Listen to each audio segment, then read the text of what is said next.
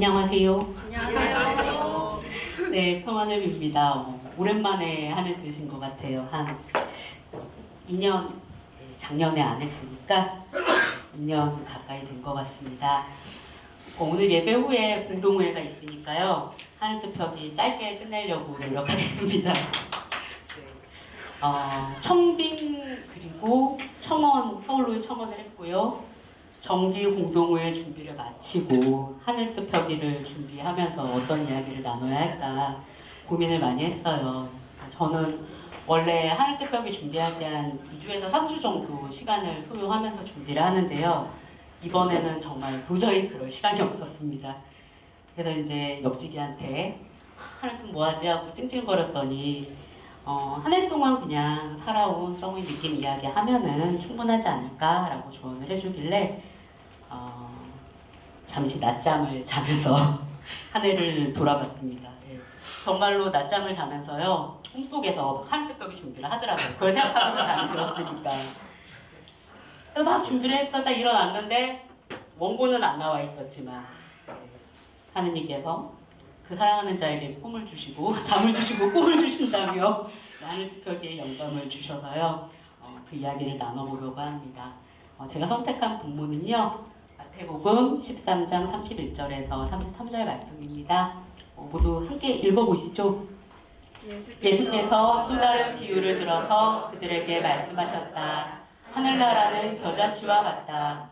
어떤 사람이 그것을 가져다가 자기 밭에 심었다. 겨자씨는 어떤 씨보다 더 작은 것이지만 자라면 어떤 풀보다 더 커져서 나무가 된다. 그리하여 공중의 새들이 와서 그 가지에 깃들인다. 예수께서 또 다른 비유를 그들에게 말씀하셨다. 하늘나라는 누룩과 같다. 어떤 여자가 그것을 가져다가 가루 성알 속에 살짝 섞으니 마침내 온통 부풀어 올랐다. 다들 굉장히 많이 들어본 말씀이시죠. 사실 성서적인 해석도 굉장히 많은 비유인데요. 이 말씀을 가만히 보고 있으니까요. 새삼스럽게 아니 겨자씨가 어떤 씨보다 작은 것이라는 그 말에 꽂혀서 겨자씨가 도대체 얼마나 작은 것인가 하고 검색을 해봤습니다. 생각보다 큰 거예요. 이 사이즈는 무나 열무씨 정도의 아마 사이즈일 거예요. 네. 이 씨앗이 자라면은 어떤 풀보다 더 커져서 나무가 된다. 공중의 새들이 와서 그 가지에 깃들인다. 라고 하죠. 다들 이 말씀을 저는 요런 상상을 하면서 이렇게 배웠고 요런 상상을 하면서 컸습니다. 이 보시는 방향에서 왼쪽에 있는 이미지는요. 이탈리아의 산타마리아 수원에 있다는 작품이래요. 목파 하나에 이렇게 한 작품인데 너무 아름답죠. 그리고 오른쪽 작품은 작가를 확인할 수 없는 일러스트 작품인데요. 큼직하게 성장한 나무에 이렇게 온갖 새들이 깃든 모습 정말 아름답죠. 하지만 이 작품이 또 검색을 하다 보니 현실과 다르다는 것을 금방 알 수 있었습니다. 혹시 이스라엘 성지순례 다녀오신 분 계세요? 네, 목사님이랑 이혁 선생님 다녀오셨네요. 네. 다녀오셨으면은 아실 거예요. 이거를 성지순례 때 이야기를 아마 해준다고 하더라고요. 사실 겨자 나무의 정체라는 것은 이렇다고 합니다. 유채꽃 같죠?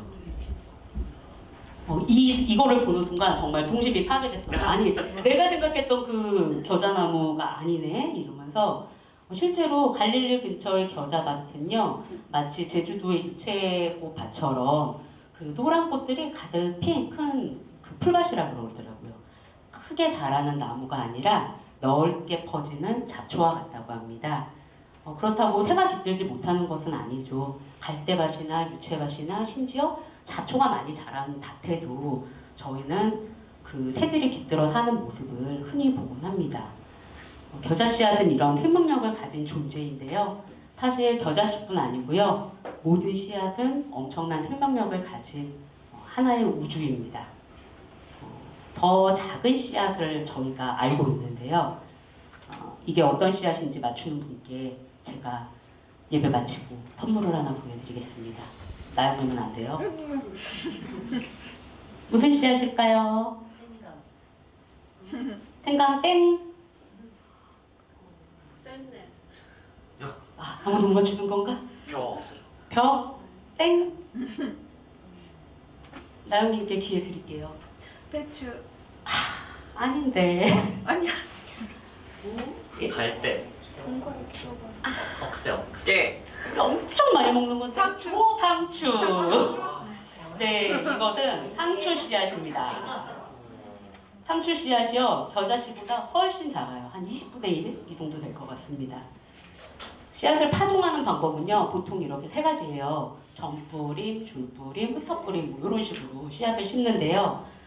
상추는요, 씨앗이 너무 작아가지고요, 보통 이렇게 밭에다가 저 위에 이미지처럼 밭에 홈을 조금씩 파가지고요, 쭉 줄뿌림을 합니다.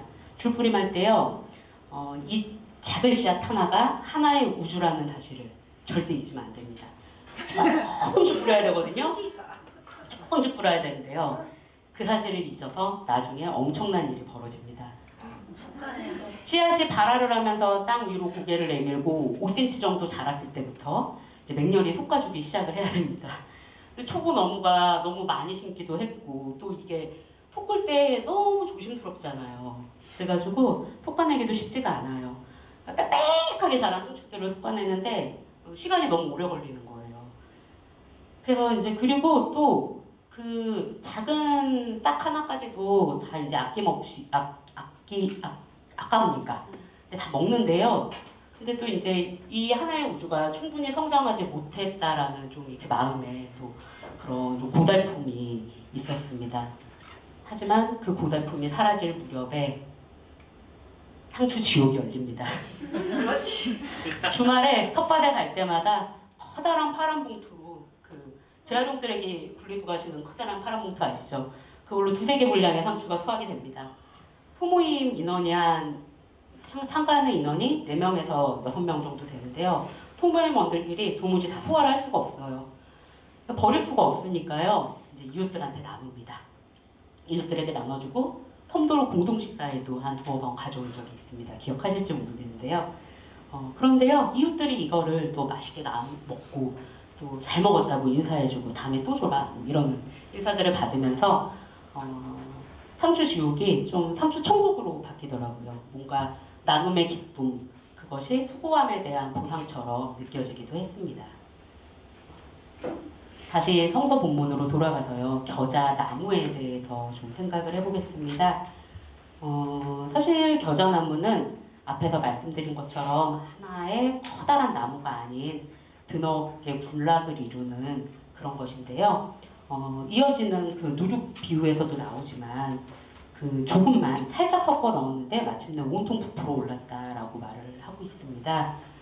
좋게 생각하면은 좀 초대 교회가 번성해 나가는 모습을 떠올릴 수 있을 것도 같은데 어떻게 생각하면은 또 지금의 한국 기독교 모습도 떠오르고 좀 여러 가지 생각이 많이 들더라고요.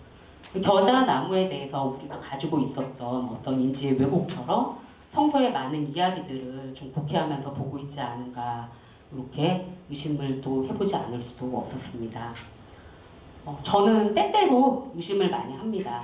방금 말한 것처럼 성서를 복해하는 것에 대해서도 의심을 하고 어떠한 상황이나 뭐 사람이나 그리고 스스로를 의심하기도 합니다. 하지만 이러한 의심들은요, 좀 시간을 가지고 바라보고 생각하고 소통하는 과정들 속에서 믿음으로 바뀌기도 합니다. 의심이 자라나서 믿음이 되는 그런 것인데요. 예수께서 부활 후에 그 사랑하는 제자 도마에게 보지 않고 믿는 자는 복이 있다라고 말씀하셨는데, 저는 복은 없을지언정 이게 흔들리지 않는 믿음으로 저에게 정착되는 것이 아닌가, 그렇게 생각합니다. 겨자씨보다 작은 상추씨만한 의심이나 믿음이라도 우리를 성장시킬 수 있다고 생각합니다. 여러분들 알고 계시겠지만 김하나 목사님이 이금희가 되어주시는 성서 배움마당이 한참 진행 중입니다. 기독교 환경운동 연대에서 발간한 모두를 위한 하느님의 창조 세계라는 책을 교재로 보고 있는데요. 저 부제가 말씀으로 생각해보는 17가지 지속가능 발전 목표 이야기라는 그 부제목처럼 기후위기와 관련해서 여러 가지 주제들로 저희가 이야기를 나누고 있어요. 성서에 기반을 두고요. 그래서 그 어떤 것들을 우리가 삶에서 소화해낼 수 있을까 고민해보는 시간들을 가지고 있는데요. 요 성서 배움 마당이 꽤 재밌습니다. 교재 자체는 글씨도 크고 막 그림도 있고 헤루님 수준 되게 높은 거 아시죠? 헤루님도 볼 수 있을 정도의 교재인데요. 강의 중에 오고 가는 내용들, 목사님이 해주시는 이야기들, 그리고 서로의 삶과 생각들을 좀 나누는 그런 시간들이 굉장히 좀 보람차고 내 삶과 생각들도 좀 정리해보는 그러한 시간들을 가지고 있습니다. 그래서 이제 저희가 이야기했던 한 꼭지 중에요. 지속 가능한 목표로 건강에 관한 그 이야기를 나누는 시간이 있었어요. 그 건강에 관한 이야기를 나눌 때 김하나 목사님이 온전함에 관한 이야기를 하셨습니다. 온전하다라는 것이 무엇인가? 온전하다라는 것은 질병이나 장애가 없는 것이 아니라 내가 가진 것을 그대로 가지고 살아가는 것이 온전합니다. 그러면서 완전하지 않은 우리가 모여 온전함을 이루어내는 것, 이것에 대한 중요함에 관하여 저희가 이야기를 나눴었습니다. 저희 누구나 완전하지 않죠. 하지만 완전하지 않은 사람들이 모여서 온전함을 이루어낸다는 것, 그것은 가능한 일이거든요. 지금 성돌은 온전할까요? 네. 이제는 초록나무님이 우리와 함께 계시지 않은 것, 이 사실은 저희들에게 너무나 큰 사건이었고 그리고 상처이고 메꿀 수 없는 구멍입니다. 하지만 이것을 성돌의 결핍으로만 받아들이는 것이 아니라 다시 믿음의 씨앗 혹은 의심의 씨앗을 뿌리고 그 우주를 키워가면서 성돌의 온전함을 향하여 함께 저희가 나아갈 수 있으면 좋겠습니다. 이미 그렇게 나아가기 시작했다고 생각하고요. 그 온전함을 위해서 성돌님들 모두 어렵더라도 이전보다 조금 더 품을 넓히고 마음을 내주실 수 있으면 좋겠습니다. 여러분들도 그러셨겠지만 2023년도는 계획한 대로, 예상한 대로, 바라는 대로 되는 것이 거의 없었던 한 해였습니다. 내가 노력하지만 결국 일이 되게 하시는 것은 하느님의 섭리라는, 그러니 내 마음하고 기대를 내려놓는 법을 배워야만 했습니다. 안 그러면 제가 부러질 테니까요. 신기한 것은 그렇게 내려놓을 때 의심이 믿음으로 변하고 그 믿음이 성장하는 것을 느끼기도 했습니다. 23년도는 성돌에게도 참 어려운 시기였지만 개인적으로도 힘든 일이 많았습니다. 직장에서도 예상치 못한 변화가 여러 차례 있었고요. 그래서 사실 여전히 좀 어려운 와중에 있기도 합니다. 저는 소위 그 J라고 말하는 계획형 인간인데요. 계획을 구체적으로 잘 하는 사람이기도 하지만 사실 J는 그 계획이 어긋날 때 굉장히 스트레스를 많이 받는 종류의 사람이기도 해요. 그 과정에서 저로 인해서 마음이 어려웠던 분이 계시다면은 꼭 저한테 말씀 나눠주시면 좋겠습니다. 상처의 치유나 마음의 성장은 혼자서는 하기가 어렵잖아요. 그렇기 때문에 소통하는 과정 속에서 서로 돌아보고 마음을 살피며 그러면 또 관계도 발전하고 그럴 수 있을 거라 생각합니다. 저 또한 품을 넓히고 마음을 더 낼 수 있도록 노력하겠습니다. 이제 슬슬 이야기를 마무리 지으려고 합니다. 11년 전에 섬돌이 분립할 때 씨앗의 노래를 불렀습니다. 가사가 참 좋고 한 소절 한 소절 마음에 닿지 않는 것이 없습니다. 와닿지 않는 것이 없습니다. 저는 분립 멤버가 아니어서요. 섬돌에 와서 이 노래를 들었는데요.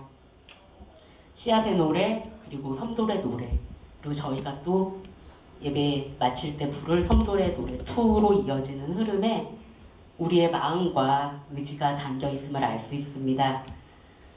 오늘 예배 후에 23년을 돌아보고 24년을 바라보는 공동회의가 진행됩니다.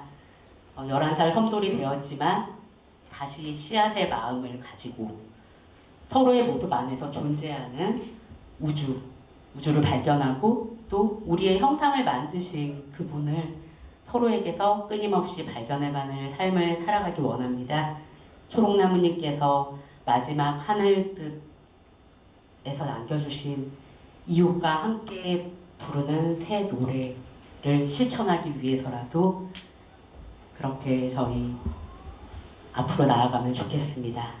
침묵 가운데 묵상하시겠습니다.